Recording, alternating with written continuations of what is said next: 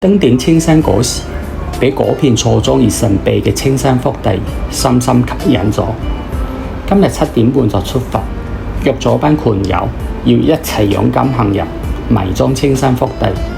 到咗屯門站，巴士總站搭 K52A 去龍鼓灘。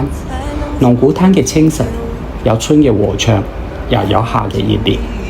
當年文天祥帶郵遞避難嘅惶恐灘頭，依家水波不興，寧靜遼遠。呢度有全港唯一嘅黑沙灘，海景絕美，值得一嚟。由呢度過龍鼓灘路入龍鼓灘村，沿住村路直行入去。呢座有幾百年歷史嘅客家山村，古老而清靜。直行見到皇帝岩嘅標誌，轉入龍門徑，沿住欄杆行入青山之中。前面見到渠道，往右手邊行入野路，穿過綠光樹林，踏過細水溪流，行上幾個手砌水泥細街，就進入咗花兩古道。古道幽深，樹木低矮，巨石霸道。呢堆亂石中有塊海泡石，大家可以玩下。而處處遺夢龍鼓灘村，綠樹雲譜，面向伶仃洋，隱世而閒靜。繼續踏上被野草淹沒嘅古道石階向上行，此處仲係樹木葳蕤，綠意簇簇，陰涼舒暢。但呢一切都係暫時嘅。穿過狹窄山徑，開始見到水土流失，山泥裸露。企上去，青山福地開始慢慢向我哋展露出真樣。遠處青山尖頂，鐵塔聳立，繼續堅定地向青山福地挺進。山頂處有塊巨石，對正海上龍鼓洲，欣賞位置絕佳。而企喺上面，背山面海，景與人俱佳。唔識跳舞嘅我都忍唔住起舞。向山丘繼續進發，腳下嘅路已不知不覺轉為泥沙碎石劣地，非常跣腳。而登高可見青山福地山徑錯綜複雜，聽講再資深嘅山客都難免喺度蕩失路。繼續前行，山路崩裂，下陷成谷，穿溝過河，落斜上坡。而呢啲先至係青山福地嘅主旋律，非常考驗行山者嘅耐性與體力。嚟到呢個山丘頂，可遠望到深圳市區。而我哋下一站要去前面山谷下嘅大冷溪中探一塊青山奇石。此段落斜，浮沙遍道，需要踎低似嬰兒學步，一點點落去。落到溪中，右手邊攀住石，溯溪而上，就好容易發現到一塊特別嘅石頭，睇落好似一塊方包，被切開咗3片，形象而生動。呢個就係出名嘅方包石啦。將自己夾喺麵包中，就成為咗一味香飄新野嘅港式三文治啦。而行山同美食都係我對平凡生活嘅熱愛。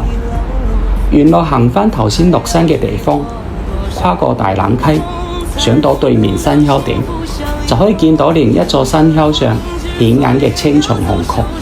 我哋選擇行左邊山路落去，越過雙清溪，行過野草漫道，上到青松紅曲頂，近距離見到塌陷嘅巨大山谷中，紅色泥土上生長緊翠綠嘅青松，色彩碰撞出獨特嘅視覺效果，大自然鬼斧神工，嘆為觀止。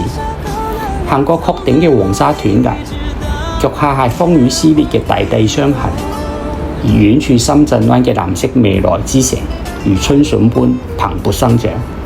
呢一幕合是人生嘅終極隱喻，所有傷痕都係新生嘅起點，而所有深淵都通向星辰。行過青松紅曲，路徑就比較清晰啦。沿住一條如金龍般嘅山脊行過去，就到咗另一處著名嘅山谷，叫月牙谷。月牙谷比侵蝕度更加險峻，泥土表面被山火燻黑，好似到咗奇異星球。左手邊沿住山谷邊緣嘅泥沙路小心行落嚟，沿住山路行上對面山坡。回望月牙谷，倒不似一灣月牙，反似一架豎琴。山風吹過，有動人嘅音樂傳嚟，分明係德彪西嘅月光。過咗月牙谷，就可以擺脫青山福地似真若假嘅諸多分叉山徑，一條路直去良田坳。中間經過五道水，跨過青大石澗，沿住山坳嘅明顯山徑一直前行。但呢一面午後太陽直照，又冇大樹遮陰，身濕頸渴，行咗1個鐘嚟到山間農地。呢度農田肥沃，穀物生長良好，仿佛有荒野一下行入咗桃源，唔怪得叫良田坳啦。